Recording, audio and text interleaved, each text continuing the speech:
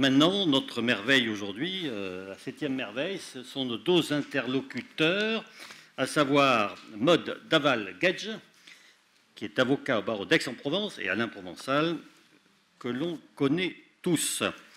Et je leur cède leur parole. Je leur cède la parole donc pour la procédure accélérée au fond. Ça ne veut pas dire que vous devez aller très vite, on a le temps, posez-vous et on vous écoute. Bonsoir. Étant le doyen de la PPE et de l'assistance, je vous demande d'indulgence. Je vais arrêter tout de suite parce que normalement, nous aurions dû finir notre propos à cette heure-ci. Mais il faut quand même dire quelques mots de cette procédure accélérée au fond. Et comme je suis un doyen, je vais faire très biblique. Au commencement était la procédure des référés, qui empruntait ses caractéristiques procédurales au référé, tout en étant, du point de vue du résultat, des décisions de fond. Ainsi parlait Alain Lacabarat, président de chambre honoraire à la Cour de cassation. Madame le professeur Abrani-Mekki en a rajouté une couche. Il fallait faire le ménage dans les procédures en la forme des référés, car il y avait confusion des professionnels entre la forme et le fond. 12 formules différentes, en dehors de celle principale dans la forme des référés dans les textes existants. L'ordonnance du 17 juillet 2019 a donc modifié les dispositions législatives de 15 codes et de 8 lois, et les décrets des 11 et 20 décembre 2020 ont modifié les dispositions réglementaires relativement à ce sujet. A été modifié l'article 839 du Code de procédure civile et ont été insérés, donc article nouveau, L213-2 pour le tribunal judiciaire, L311-7-1 pour le premier président de la Cour et R213-5-3 du Code de l'organisation judiciaire, et dans le Code de procédure civile, l'article unique qui traite de la procédure accélérée au fond, le 481-1. Maître Maud Daval-Gedge, que je remercie particulièrement d'avoir accepté de partager cette intervention, allons successivement, et au départ, on devait survoler, comme la patrouille de France, la PAF. La France aime les acronymes. La question, 4 moments. D'où vient cette procédure? Que recouvre cette procédure? En quoi consiste cette procédure en première instance et en appel?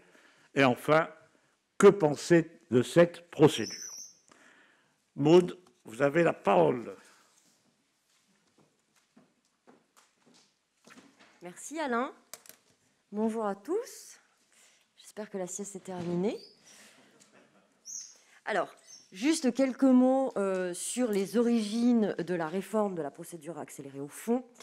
Elle nous vient de l'ordonnance du 17 juillet 2019, comme vous l'a indiqué Alain, et elle a été présentée à l'époque par Madame Nicole Belloubet, alors garde des Sceaux, avec ses buts précis qui étaient de clarifier la procédure en la forme des référés, tout d'abord en la renommant, afin que soit mis en exergue le fait qu'il s'agissait d'une procédure au fond, obtenue rapidement malgré tout, et en supprimant cette malheureuse référence à la notion de référé qui a été source d'erreurs, de confusion et de difficultés procédurales. C'est dans ces conditions qu'a été choisi ce terme de la procédure accélérée au fond, qui contient, en principe, dans sa dénomination, tous ces objectifs.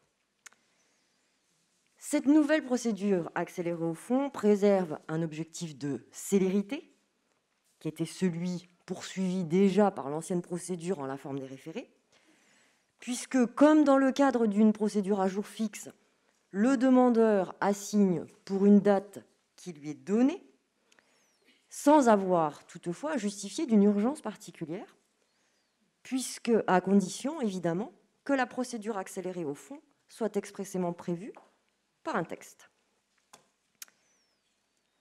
Comme l'indiquait alors Madame le garde des Sceaux, cette réforme poursuivait un but d'harmonisation de la procédure avec un souci d'une meilleure lisibilité,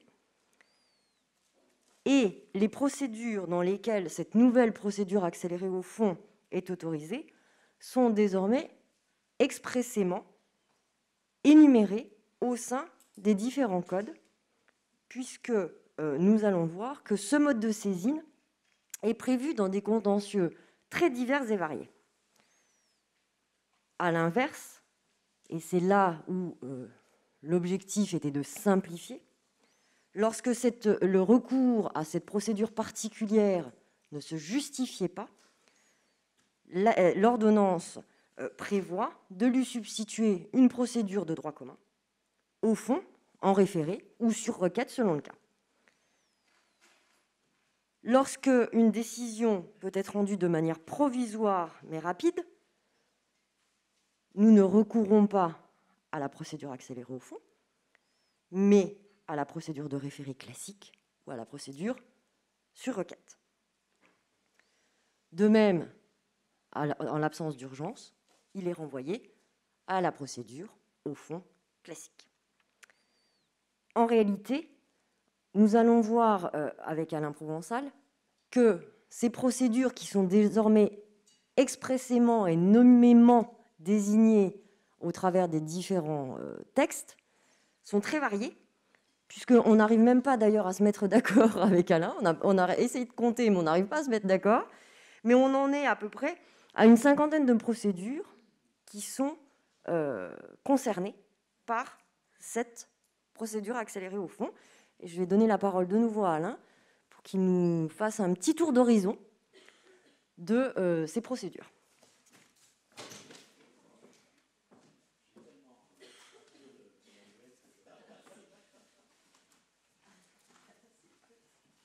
Que recouvre cette procédure? Ah, ben je parle. Ça ne se voit pas à première vue, mais je suis un homme de principe et la loi aussi. Et la loi, elle a donné un principe. Pas de procédure accélérée au fond sans texte. À la différence du référé ou de la procédure à jour fixe, devant le tribunal, la procédure accélérée au fond n'est ouverte que dans les cas prévus par la loi ou le règlement. Ce qui signifie que le juge ne peut pas être saisi selon cette procédure en dehors des cas particuliers où un des 50 textes spécifiques le prévoit. Il y a eu déjà quelques arrêts d'application de ce principe par certaines cours d'appel. Le temps imparti ne permet pas de les énumérer, mais je vous donnerai un seul exemple, c'est la Cour d'Amiens. On avait utilisé cette procédure à la place d'un référé en demande de provision sur de part sociale de SCI par des ayants droit. Quelle est la sanction? Si la procédure prévue par un texte n'est pas respectée, irrecevabilité de la saisine, notamment si on a saisi le juge des référés. Nous verrons qu'il peut y avoir des confusions, même à l'heure actuelle, au niveau de la saisine de la juridiction. Si on a saisi une juridiction au fond, qui n'est pas la juridiction d'origine où devait être dirigée la PAF, on va tomber dans l'incompétence. Et puis, on en a suffisamment parlé aujourd'hui de cette innovation de mesures d'administration judiciaire. L'article 82.1 permettra à l'intérieur, notamment d'un tribunal judiciaire, de rediriger par le greffier et à défaut par le président devant la bonne juridiction, ou disons émanation du tribunal judiciaire. Aborder le domaine d'application, c'est opérer une distinction entre les procédures devenues accélérées au fond et celles qui, par contre, sont devenues des ordonnances sur requête des procédures de référé ou même des procédures au fond classiques. On va surtout s'intéresser au domaine d'application actuel. Cela recouvre pratiquement l'ancienne procédure de la forme des référés. À ce sujet, je vous renvoie notamment, parce qu'on ne va pas pouvoir tout énumérer, il y faudrait la nuit, à l'article 5 du décret 1419 du 20 décembre 2019 qui les énumère. Ça sera sous réserve de vérification, dans chaque texte, le point de départ de l'avocat qui doit savoir, ou qui veut savoir, s'il doit utiliser ou non cette procédure. À tout seigneur, tout honneur, nous sommes entre nous.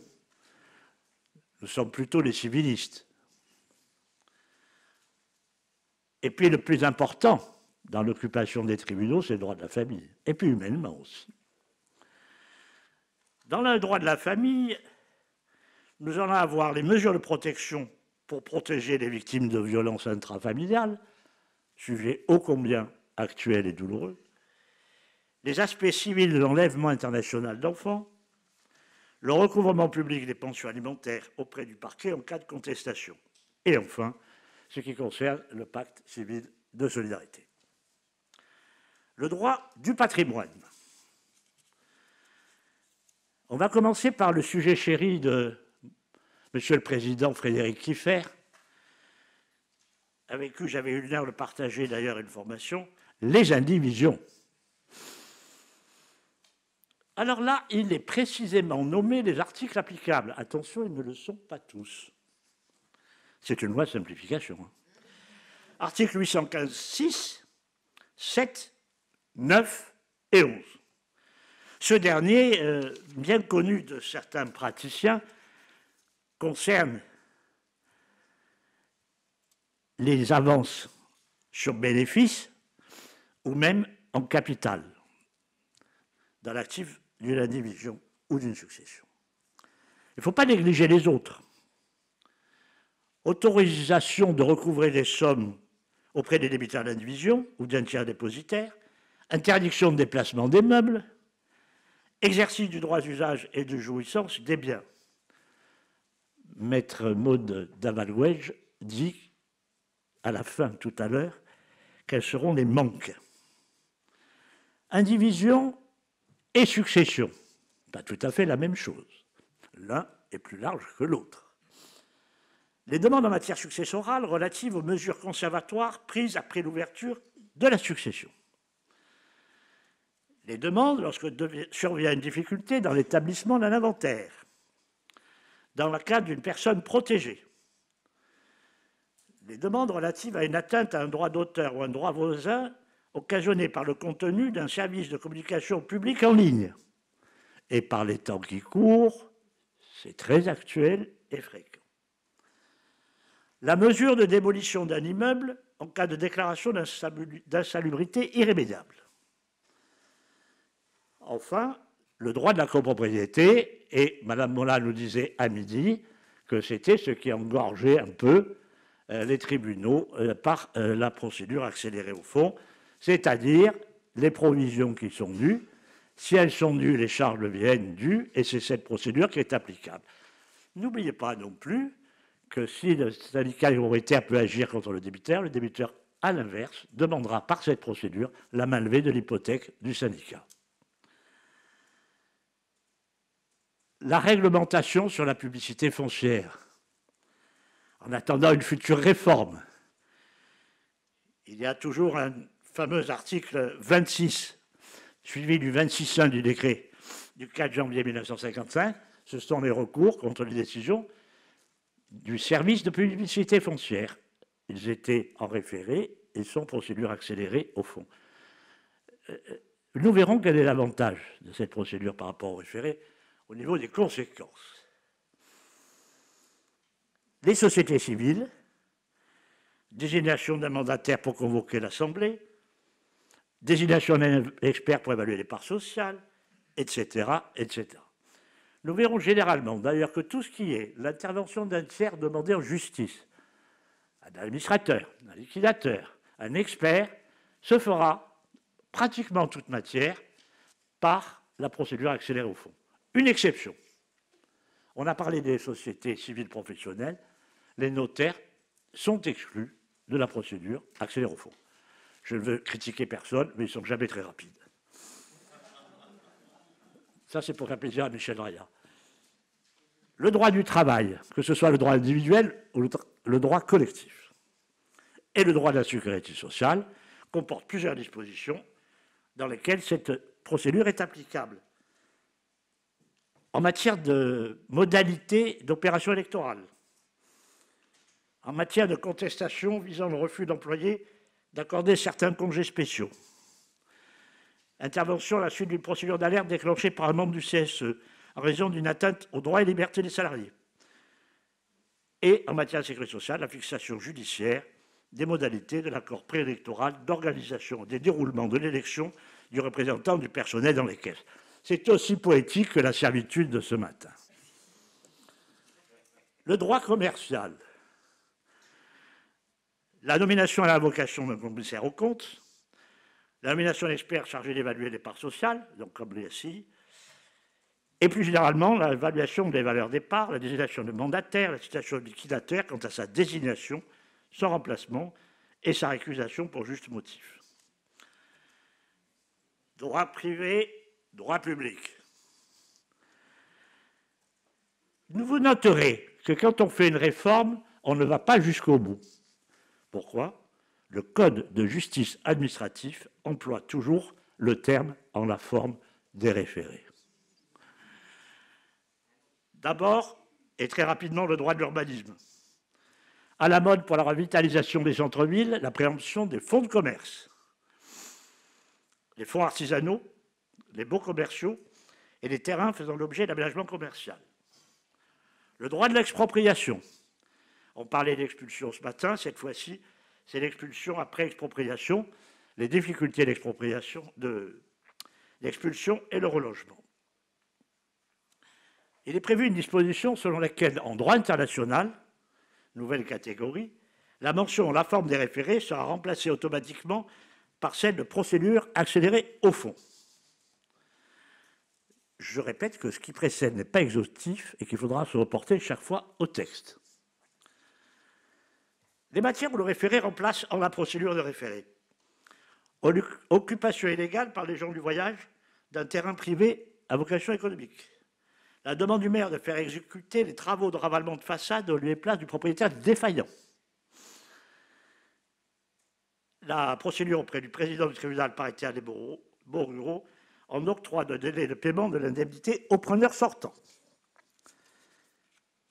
A contrario, matière où la procédure ordinaire au fond remplace le référé en la forme. Premièrement, l'action en justice de certaines associations de défense des investisseurs. L'accès à des enregistrements de vidéoprotection par une personne objet d'enregistrement. Ça revient au fond. La précédente, c'était du tribunal judiciaire également. Et enfin, suppression d'un dernier alinéa de l'article L665.3 du Code rural et de la pêche maritime. Le vendeur de boissons alcooliques aussi passif des droits de circulation qui n'obtenait pas son acheteur la compte prévue pouvait demander à la forme des référés. Bizarre et procédural supprimé, droit commun pour régler ces litiges. Vous voyez la variété de l'importance maximale à l'importance minimale des parties qui sont sujets de la procédure accélérée au fond ou au contraire y échappent. Enfin, et ce n'est pas le moins exotique, est supprimer le référé en la forme de l'article 61 de la loi du 12 mai 2010 en matière de jeux en ligne. Je ne sais pas s'il y a des adeptes parmi vous. Le président de l'autorité nationale des jeux peut saisir le tribunal judiciaire pour interdire à un opérateur non autorisé de paris ou de jeux en ligne l'accès aux services de communication en ligne. C'est la disposition française des jeux. Cette procédure recouvre beaucoup de domaines très différents, ce qui n'est pas une simplification pour les praticiens que nous sommes. Mais elle a aussi ses spécificités, et notamment par rapport non seulement à la procédure au fond, mais des procédures que l'on pourrait confondre, qui sont parallèles, nous le verrons. Le schéma est au départ relativement classique. Compétence du président du tribunal judiciaire, tribunal de commerce, premier président de cour d'appel, pas le juge de l'exécution, pas le juge de la proximité, pas le juge de la protection. La procédure, l'assignation, on en parle depuis ce matin, pour une audience prévue à cet effet, c'est le texte. Prévu par qui, prévu par comment? C'est la suite. Alors, faut-il un mode obligatoire alternatif du règlement du litige? J'interroge Céline Graffière qui est sur son téléphone et Frédéric Huif qui me regarde en me demandant de quoi je parle. On pouvait au départ se dire, il y a eu un arrêt assez célèbre du 15 mai 2012 en matière de part de société civile, 1843-4 du Code civil. La Cour de cassation avait dit que ce n'était pas obligatoire de faire une tentative de règlement amiable. Mais le texte nous coince un peu. L'article 751 du Code de procédure civile, qu'on a déjà cité dans la journée, est inclus dans les dispositions communes du tribunal judiciaire. Or, elle invite, elle prévoit, elle oblige à une tentative. Alors, on ne dit pas comment. Elle peut être symbolique, mais il faut qu'elle existe. On a vu que ça ne fonctionnait pas toujours avec certains conciliateurs ou médiateurs. Exception. Une exception qu'on peut peut-être utiliser pour rejoindre plutôt la jurisprudence que je citais que le texte. Mode de règlement obligatoire, sauf urgence, ou circonstances de l'espèce rendant impossible une telle tentative, ou impossibilité du conciliateur d'agir dans un délai suffisant. Ce qui permettait à certains, d'ailleurs, en le saisissant, de gagner un peu de temps quand ils voulaient avoir des délais supplémentaires. Mais est-ce que, par nature, la procédure accélérée au fond n'est-elle pas urgente? Est-ce que, par nature, cela permet de mettre de côté les mardes? Je pense que oui. Ce n'est pas dit. Il y aura peut-être des interprétations différentes. Nous verrons. Déjà une question. La seconde, c'est la prise de tête. On en parle depuis ce matin. Enfin, la prise de date, pardon. Enfin, il y a très longtemps que les avocats disent prise de tête. L'assignation projet est à laisser au greffe pour avoir une date pour citer. Ou elle est délivrée pour une date déjà donnée. Parce que là encore, quelqu'un parlait dans la journée, et j'ai retenu cette expression que je trouve délicieuse, autant qu'archaïque, on est dans le droit coutumier. Chaque tribunal, chaque greffe, c'est Frédéric Huif. Oui, mais c'est normal, il est du Poitou. Enfin, ce n'est pas le plus du fou pour autant. À son habitude, à ses modes de fonctionnement.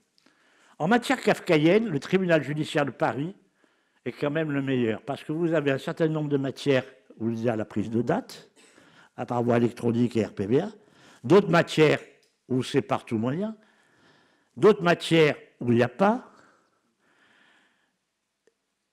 Ayant interrogé certains nombres de nos confrères, et notamment les administrateurs, il y a beaucoup de solutions pragmatiques de saisir à une date de référé, et le jour de l'audience des référés, le juge statuera selon la procédure accélérée au fond.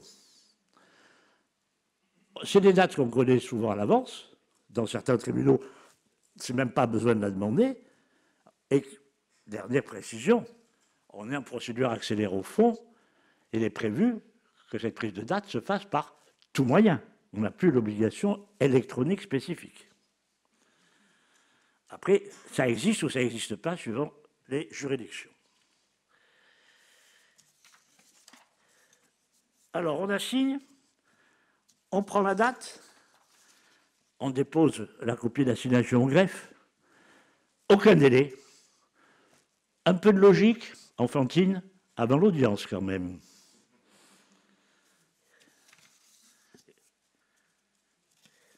Voilà, comme j'ai perdu complètement mes notes.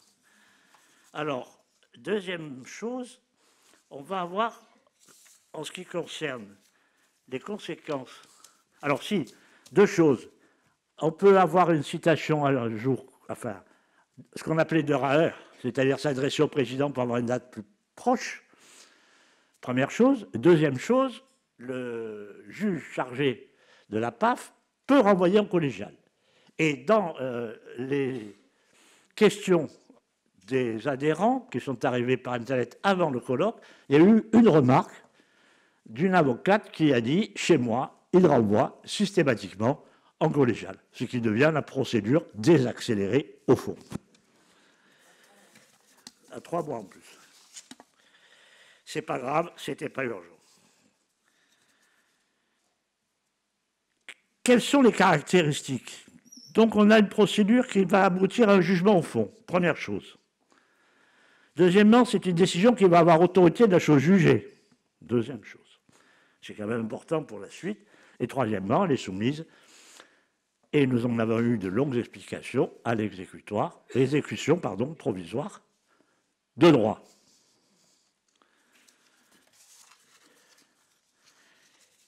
Cette procédure n'est pas la même que le jour fixe.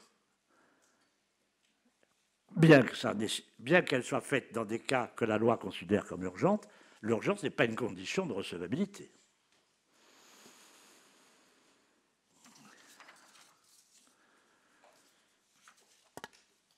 On a aussi pu... Alors, il n'y a aucune non plus par rapport au référé, condition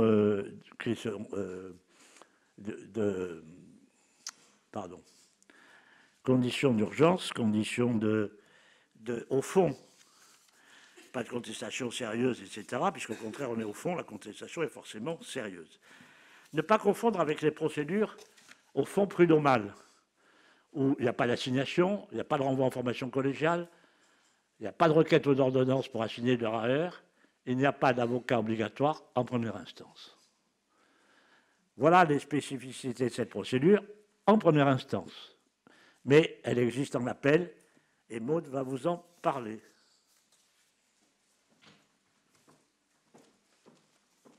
Évidemment, pour ceux qui me connaissent, vous vous doutiez bien que je ne pouvais pas ne pas venir vous parler un petit peu de la Cour d'appel.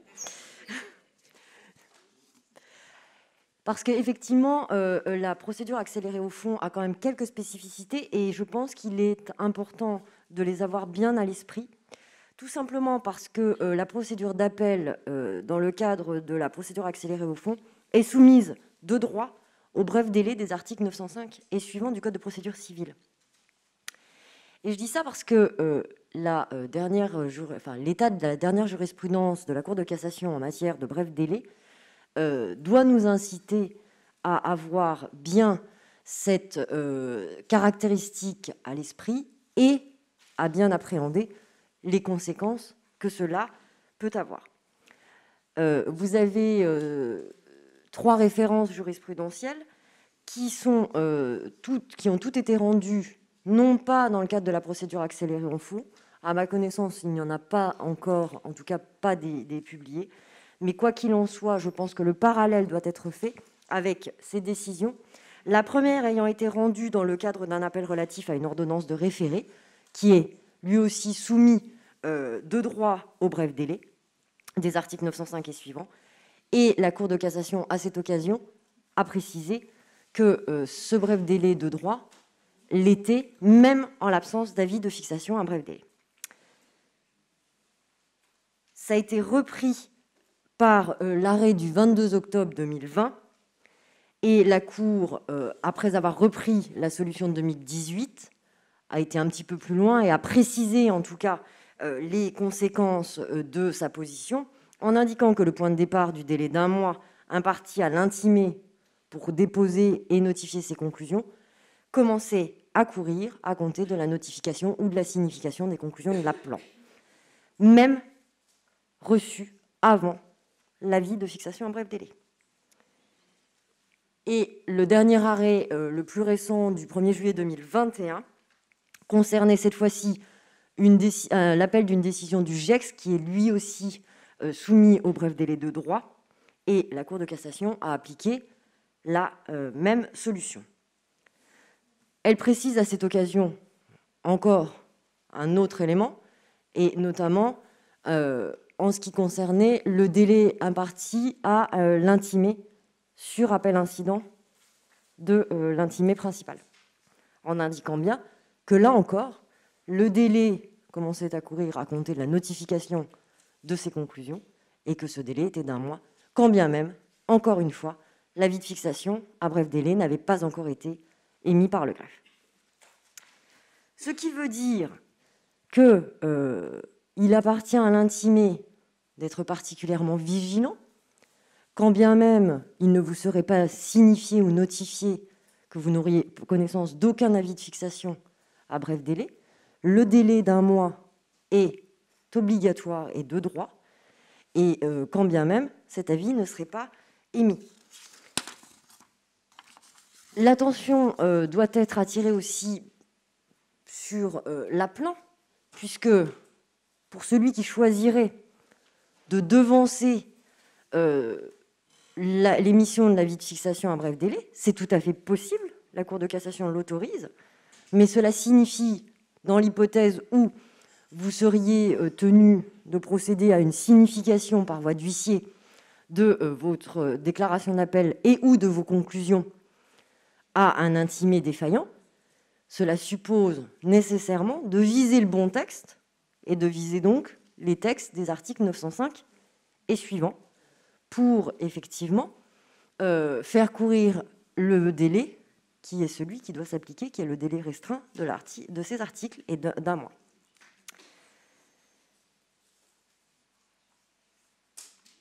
L'attention, enfin, ces remarques sont à mon sens importantes parce que on a encore, et comme c'était déjà le cas dans le cadre de la procédure en la forme des référés, on a parfois des mauvaises orientations de ces appels des jugements rendus selon la procédure accélérée au fond. Tout simplement parce que parfois, ils ne portent pas de mention particulière de jugement rendu selon la procédure accélérée au fond, c'est-à-dire qu'ils sont simplement intitulés jugement. Et au mieux, on voit, une fois que dans le corps de la décision sont relatées les modalités de saisine de la juridiction, on comprend parfois qu'elle a été saisie selon la procédure accélérée au fond, mais même pas toujours. Si bien que le développement sur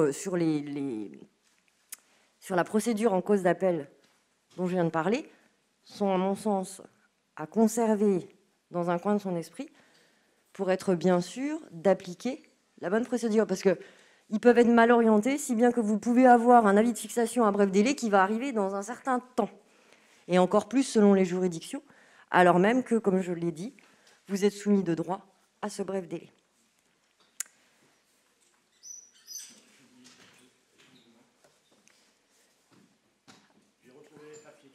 Bravo.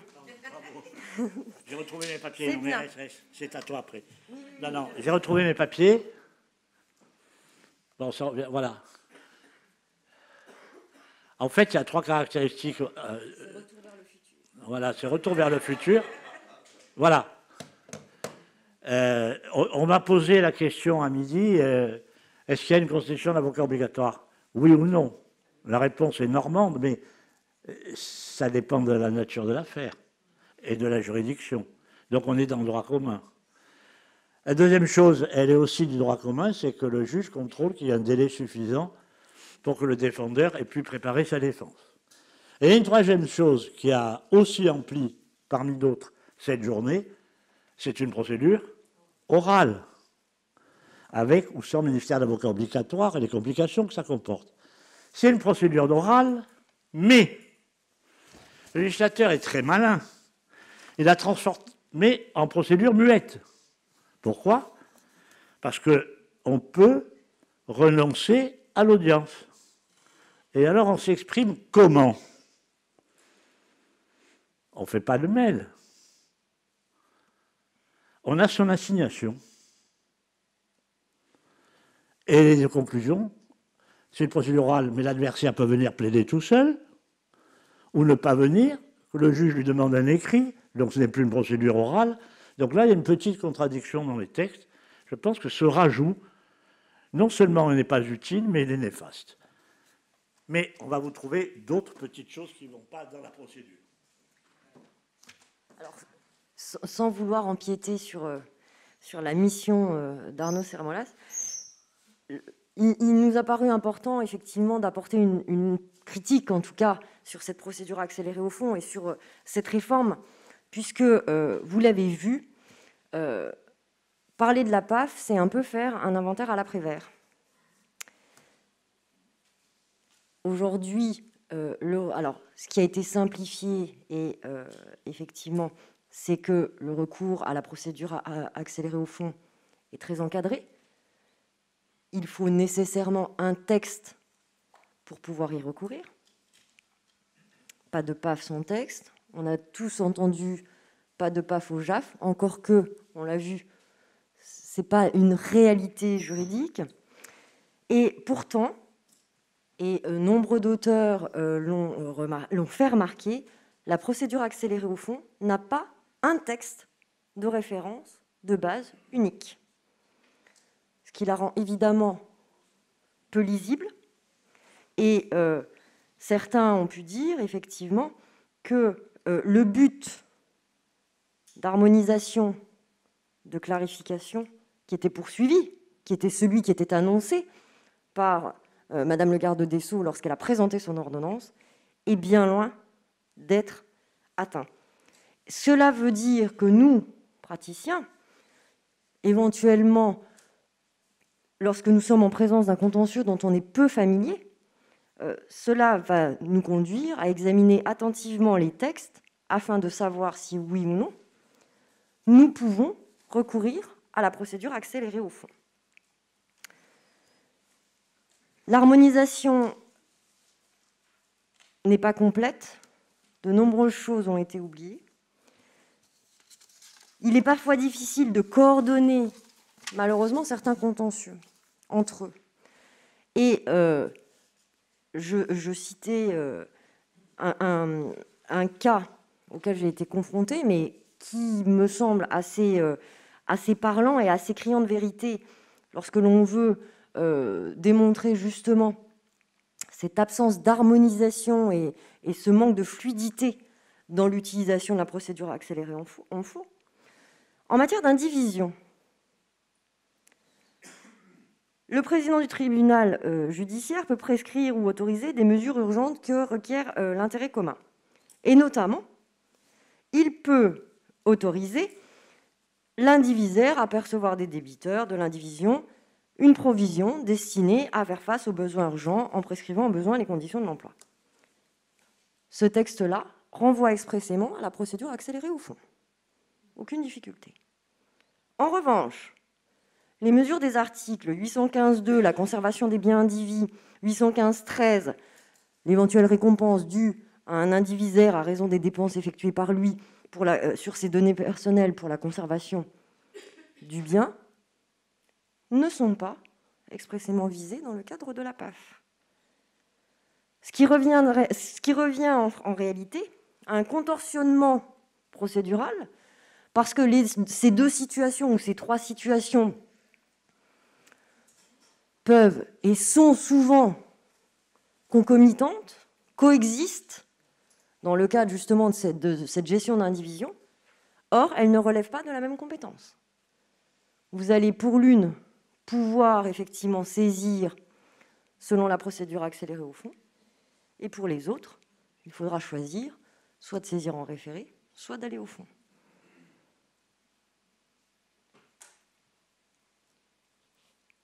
C'est au titre des oublis, certains auteurs ont également fait remarquer, on en parlait un petit peu tout à l'heure avec Alain, que les conventions bilatérales avec la France mentionnent encore toutes les procédures en la forme des référés. Sauf à ce qu'elles soient toutes dénoncées par la France, qui est bien évidemment impossible. Il est évident qu'à un moment donné, il va falloir que ces omissions soient réparées. Mais comme on l'a vu depuis ce matin, les omissions sont nombreuses, les corrections sont nombreuses, et reste encore à faire dans de nombreux domaines.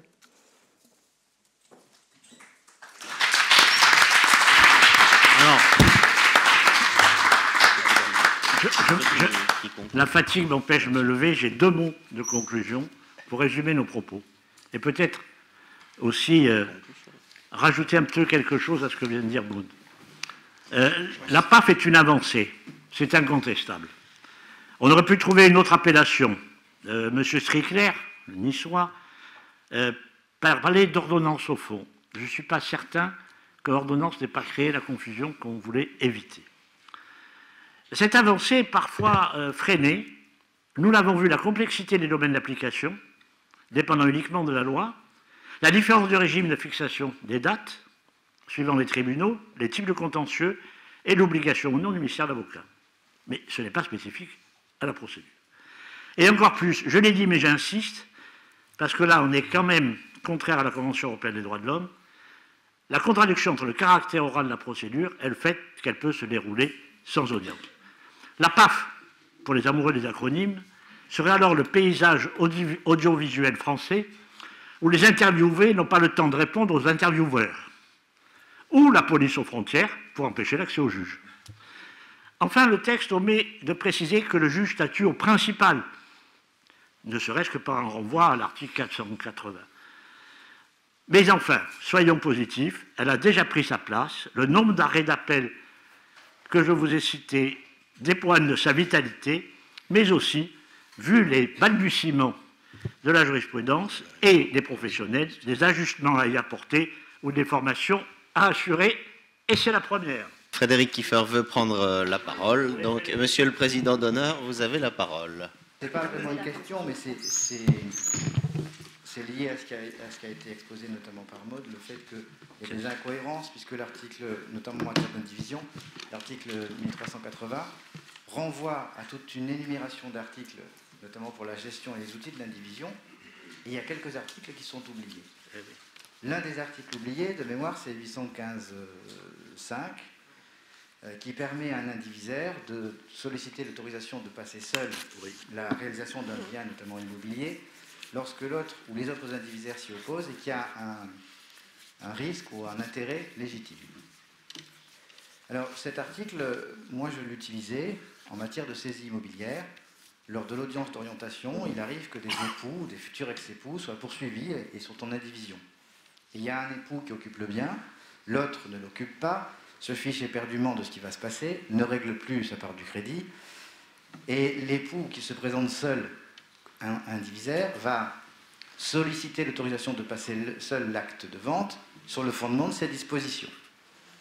Jusqu'à présent, les juges de l'exécution suivaient à peu près, et ça permettait la vente amiable sur autorisation judiciaire. Et puis il y a eu un avis de la Cour de cassation, en juillet 2021, qui considère qu'il n'entre pas dans les pouvoirs juridictionnels du juge de l'exécution d'autoriser un co-indivisaire à passer seul un acte de vente sur le fondement de cet article. Alors on se retrouve avec à nouveau une usine à gaz, c'est décidément le mot de la journée, puisque dans ces conditions-là, on va solliciter du juge de l'exécution qui leur donne un sursis à statuer en justifiant qu'on a saisi en référé, ou au fond, le juge compétent, puisqu'on ne peut pas utiliser la procédure accélérée au fond, et on ne peut pas le présenter devant le juge d'exécution pour être autorisé à passer seul un acte de vente, ce qui va ralentir la procédure, et surtout si on utilise le référé avec le risque de recours, donc des difficultés et un ralentissement, c'est un petit peu dommage.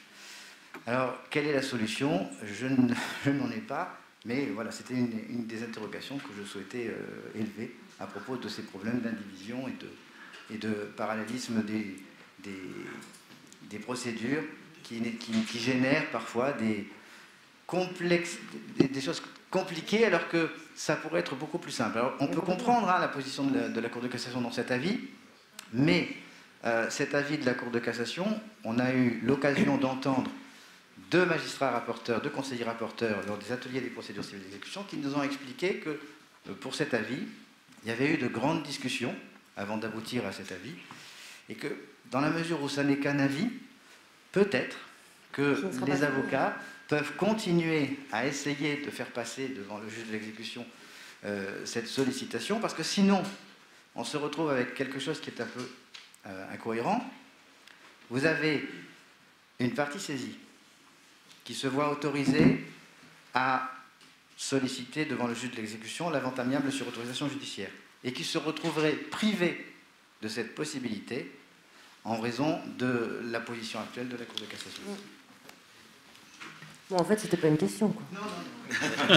Non, c'est une suggestion à la Cour de cassation de rendre des arrêts différents de son avis. Merci. Je comprends la Cour de cassation, le juge d'exécution n'est pas compétent au fond. Merci à Frédéric Kieffer pour ces précisions.